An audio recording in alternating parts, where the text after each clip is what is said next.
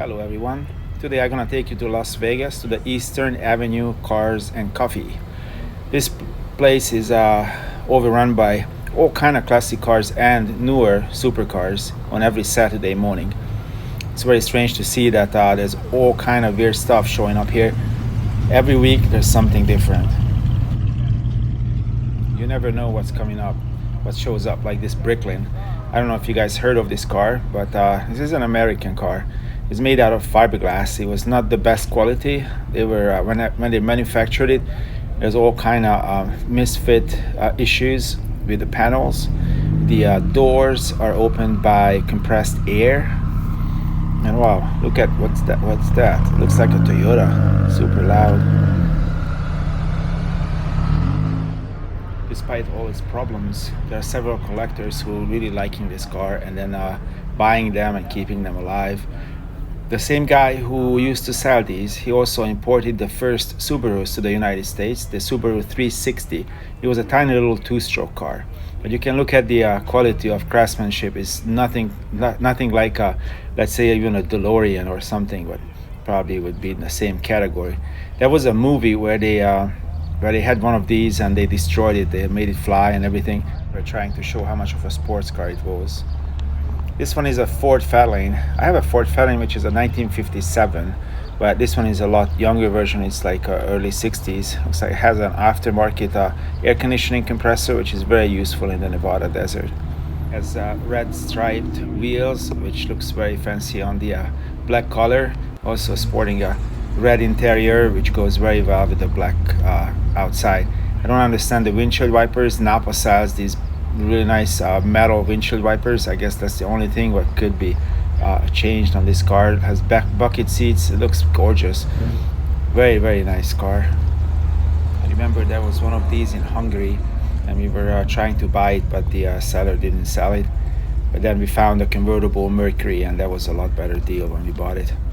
So I spent a lot of time in the 1966 Mercury, which is kind of similar to this one. It has a floor shifter. It doesn't have an automatic transmission. It has a manual transmission. So this is like really, really nice high performance model. And here comes two Corvettes, an old one and the new one. There was a time when I came out to a car show and I asked the owner, "Okay, can I measure your windshield, please?" on this old Corvette. And then that was ended up to be the exact size as an Austin Hilly body. So I was able to use that same windshield in an Austin Hilly project where I was doing like a monster Hilly. There's the Stingray sign in the new Corvette, just to show its heritage. And look at this one.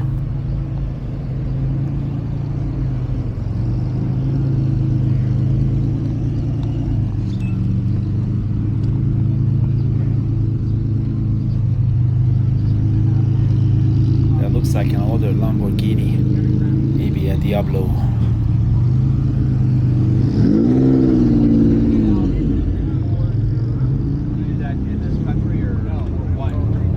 Aston Martin. I don't know why they opened the hood. There's not much you can see on this. Yeah. It's a really cool car actually. It's got really super good sound as it passes by you. My sister used to drive one for a while, but that was a long time ago. But this is a really nice car. I really like this car show. There's only one rule here, that there's no rules. You can come with anything. Like this very loud Volkswagen. They must have put a lot of money and effort into this Mustang. Probably a really fast car looking at the engine. Ford Mustang is a wonderful hobby car in the US because you can buy any kind of performance accessories, anything for the engine or the body, pretty much anything there is to buy. And as we continue on, you never know what you see. Like here's a late model Camaro, an older Porsche, and then a McLaren. Yeah, it's gorgeous. That's just really weird to see one over here.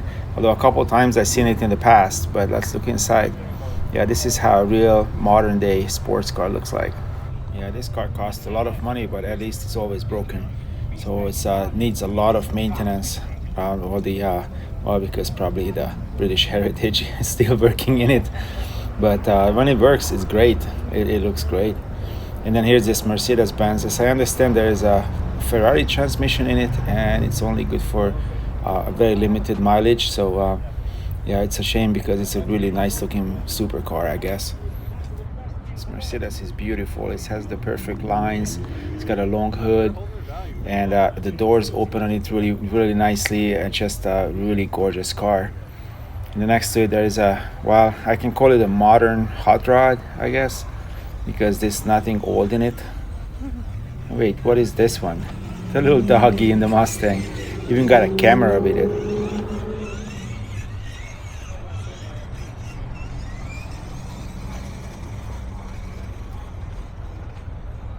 I'm guessing those fenders holding the rocks down, not to ruin this beautiful paint job.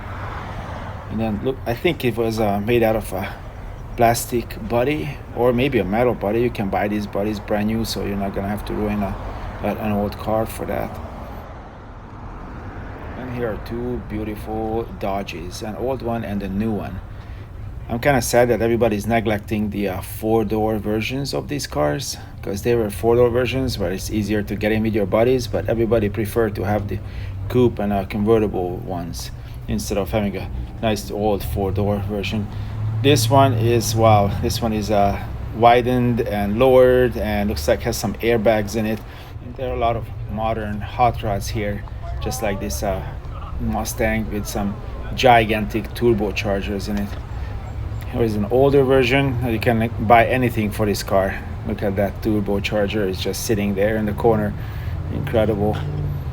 Very odd place for it though. And a Toyota Supra. The Toyota Supra is a really fast car. There's a very iconic 57 Bel Air. I don't know if, yeah, this is not a Nomad. The Nomad would have the door, the front door would be a pillarless and more like a coupe. See, there's a sign that says it's not a Nomad, although it's a three-door station wagon. What a beautiful paint job on this Impala. It's interesting on the roof that it follows maybe a convertible top, but this is actually a hard top. And then there is a nice F100.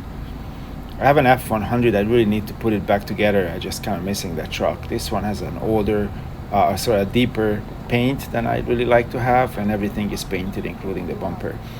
Now here is a nice hot rod. I really like the front grille and then the blower on top of it. That's just the real deal. Very nice sign on the says on the door, advertising the last chance garage. A hand protector on the door. You put your arms out. I'm not too big on the dash and the steering wheel, but the was a little bit more modern to me. But the rest looks really, really cool. Very nice. And this one, ooh, that's just one of the most beautiful Cadillacs. Look at the paint on its nose as the light is running on it. It's just beautiful. Very nice large car.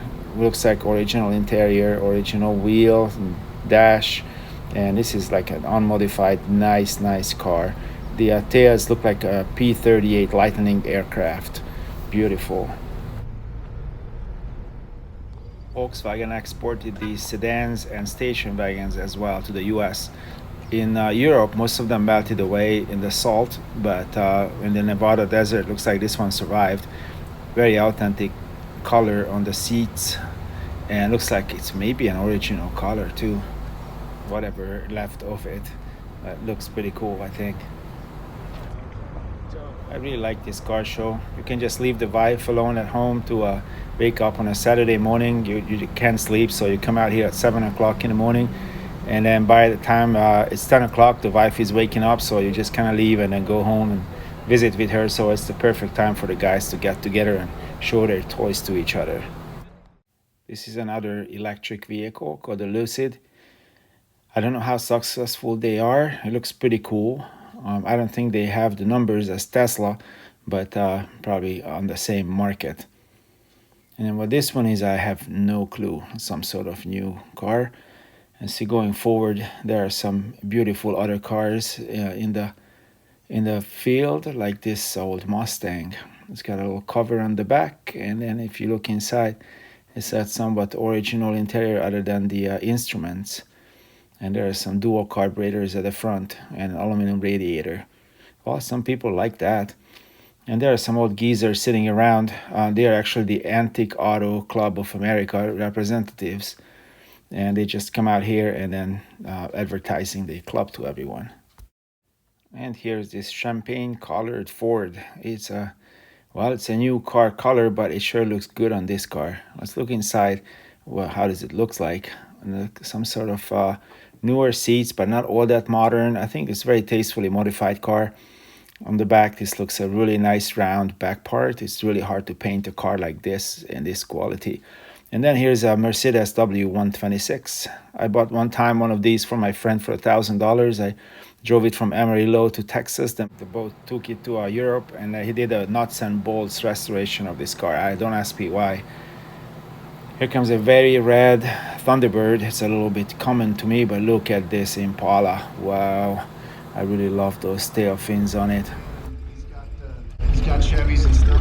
You wouldn't believe it. So we walked by. He's getting ready to leave. He's going to Viva with his wife, and nice to see you. Thank you. I just wanted to share that. Everybody from all over the world visits this car. When you first time look at this car, you're not realizing you're looking at a Panthera. They're a little bit, very much modified Panthera. The interior, the exterior, it's got a widening, the different kind of engine and engine covers, and everywhere you look, there was something done to it. So it's really hard to recognize the original car in it. So you'll be the judge that you like this or not, but it's definitely looks like a very fast one. They modified the front of it and the lights as well. I wish we could hear it fire up. Seems like this Bel Air has everything money can buy. The beautiful orange paint job, the bullet built hood holders, the blower, the pipes inside, everything what you could imagine. I don't know if the owner really goes to race with this thing or just go to the local diner, but I guess it's dual purpose, so you can do either or. But it looks like it's very orange to me. Appears to be a nice turnout today. There are all kind of cars here. People are still coming in and then looking for a spot to park.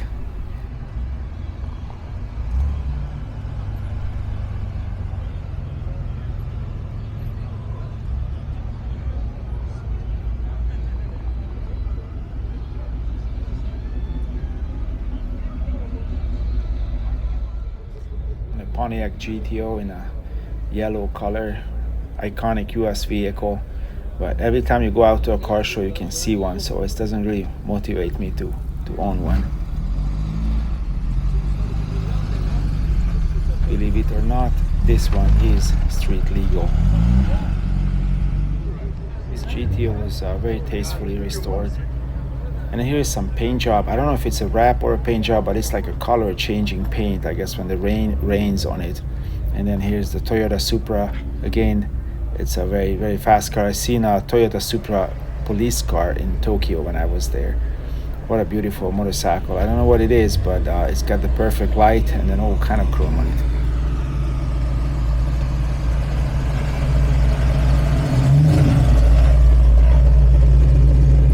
The fantasy name of this color was Plum Crazy. Yeah, it was crazy.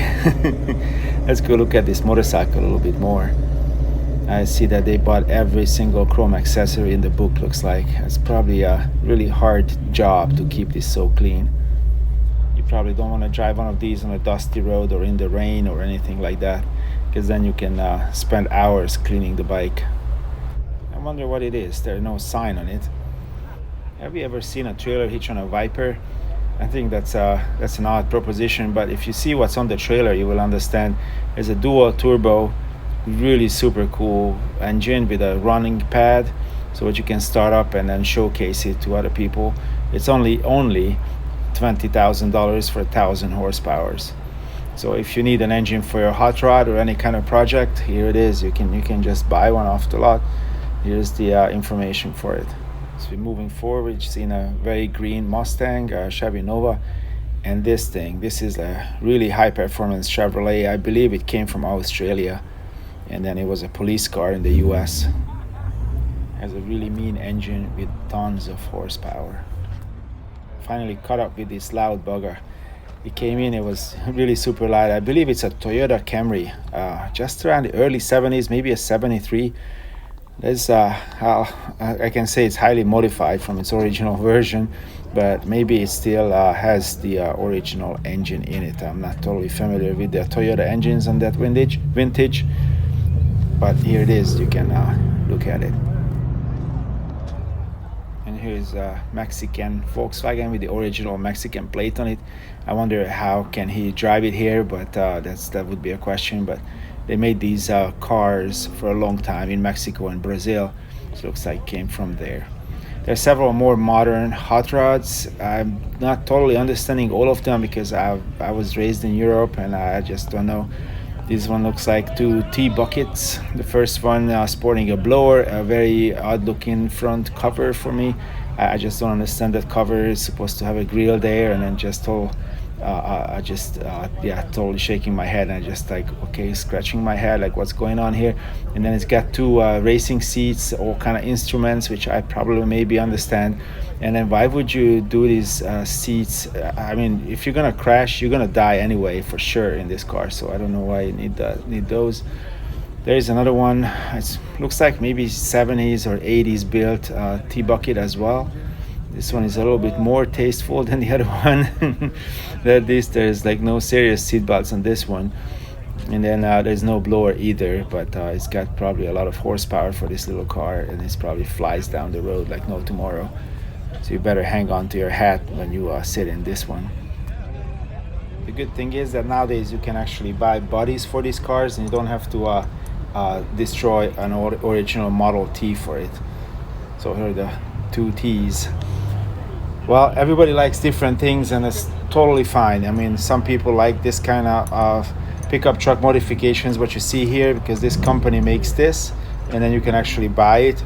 It's got a huge music system, a sound system, a very modified dash, and the raised bed to accommodate the air springs in it. The weather is beautiful today. Therefore, more people arrived with all kind of cars here, and there's a random Ferrari just parking there. And I wonder they just went grocery shopping and they seen all the cars and they just came right in.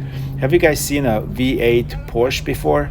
Well, me neither. This one was probably a 6-cylinder or a 4-cylinder, but they modified to be an 8-cylinder version now. So they just stuffed a small block Chevy in it in the back. I'm surprised it fit there, but I guess they made it fit. Probably they cut the metal until everything fit just so. So this guy has a 6-speed transmission and a V8 Chevy engine in it. There's some modifications happened inside the car as well. I'm just wondering how fast that is, but to me half of the fun is the boxer engine sound. So yeah, cool. And another contender for the electric truck market. This one is the Rivian. I never really seen one from the inside or up close. I seen a Tesla truck just the other day, and I seen the F-150 Lightning, which is an electric truck as well. I really don't know how good that car is. They said it can go about 400 miles on a charge. So if you have some aspiration to buy something like that, here it is. This one is a Mazda Miata. I think that Miata was a very well built car. That was something what you could fix with your dad at home. It's very reliable, easy to drive. It's a little bit small for the US market, but if you're in Japan or in Europe, this car actually has a normal size, what people think of a car. This one is a first generation car with the flip lights.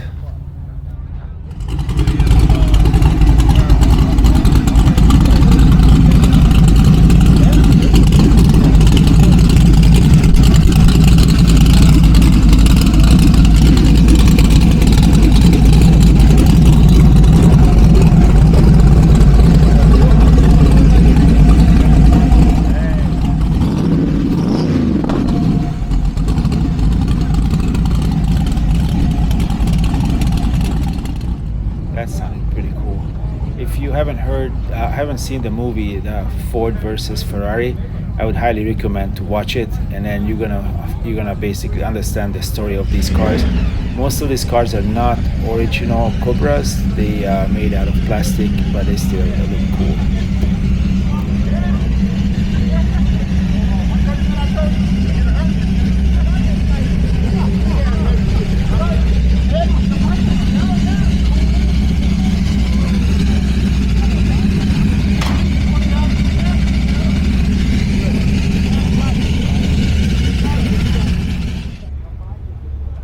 how Europeans modify cars.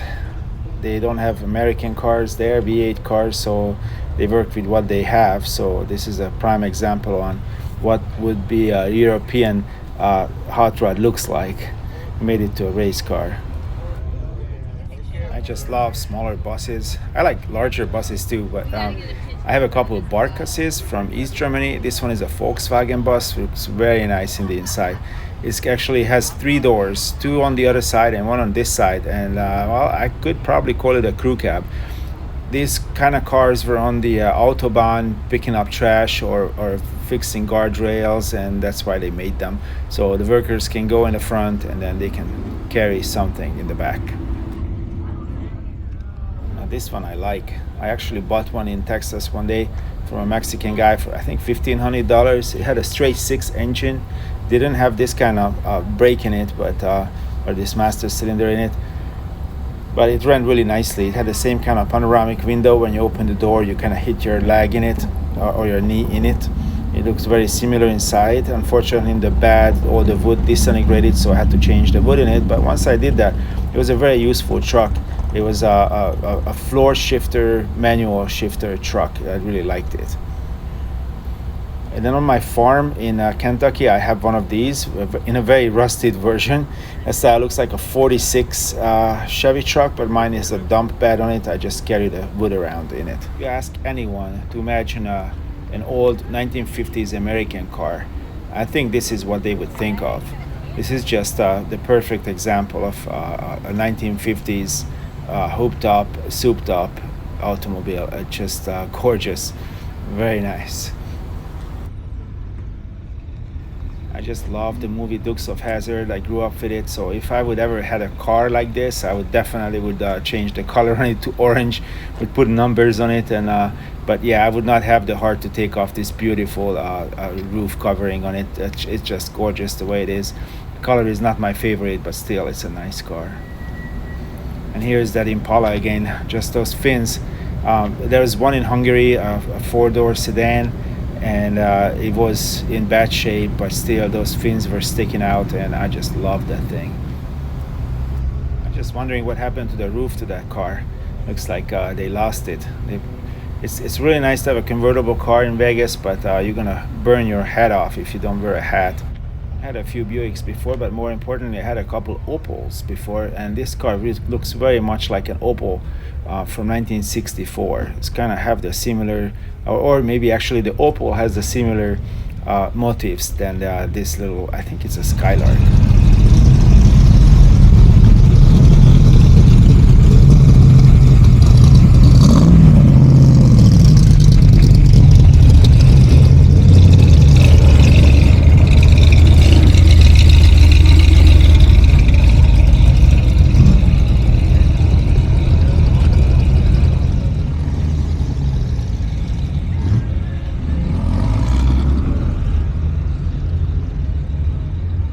People are starting to leaving. Probably the wife texted like, "Hey, I'm up. Where are you at?" This one is a flathead V8 Ford. You can see the two pipes what coming up from the engine, and everything looks very original. I think the reason why this car survived because it has four doors, because the hot rodders really prefer the two-door versions, and especially if it was a convertible. So that's why most of those cars being hot rodded and nothing left to the later generations. But this one is definitely going to be there for the later generations, and they preserved it very nicely. Chrysler always had some really interesting logos to put on and really interesting interiors. They went together with Pierre Cardin and other design studios to design the interior of those cars. And this one also have that really nice design and shape, and it looks like they did a really nice job, almost a perfect job restoring it, minus the aluminum radiator, but maybe that's a necessity in the Nevada desert. But look, they also have the original battery in it. Very super nice car.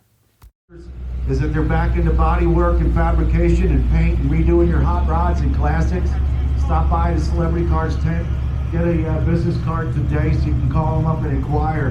Have to get in line again real soon because they've already started a couple projects. It's very exciting. Find Rick today. He might have just gone to get lunch or he's walking around, but track him down and find out the new news. And hey, there he is.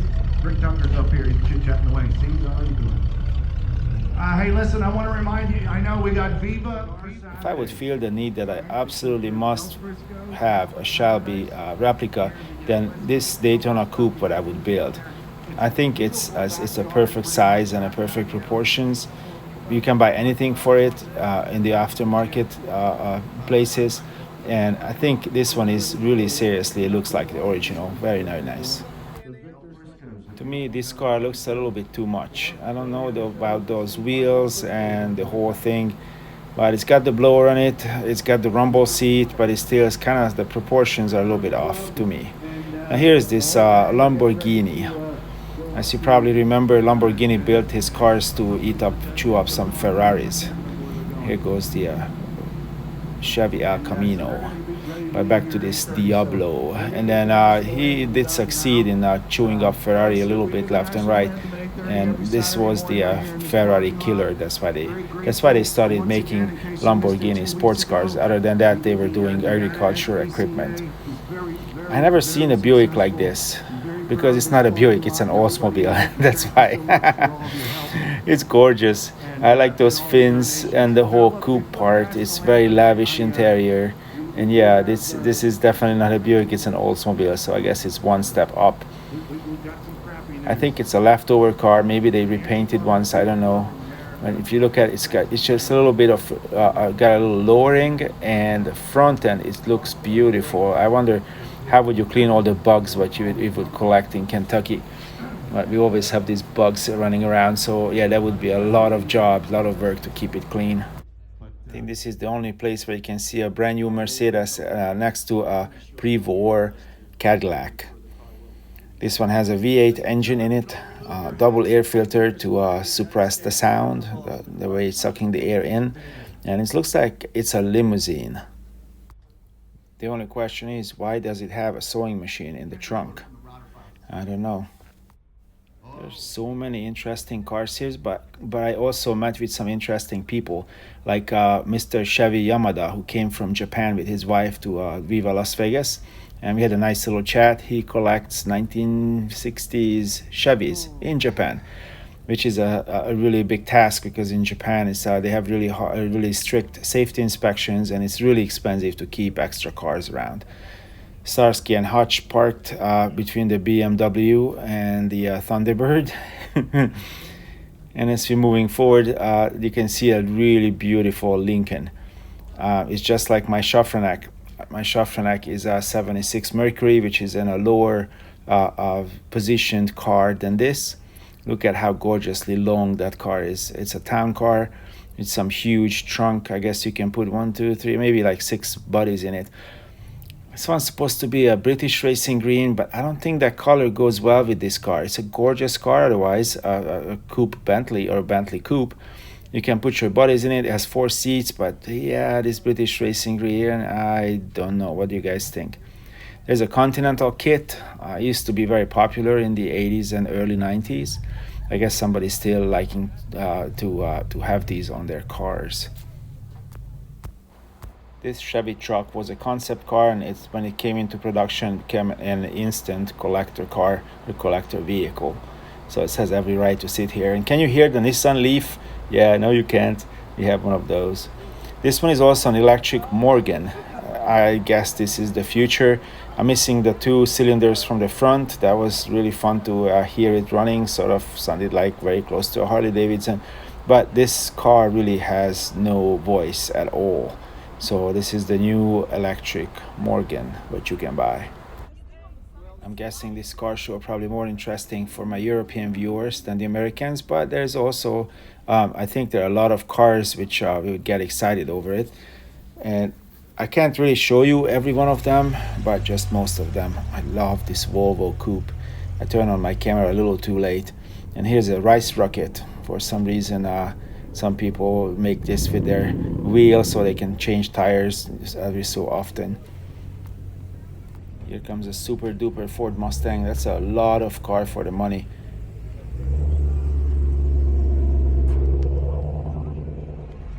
And another Volkswagen Kombi or station wagon. I'm not sure understanding the rims, but I definitely understand the roof. It's very nice. I love that roof that you can pull back.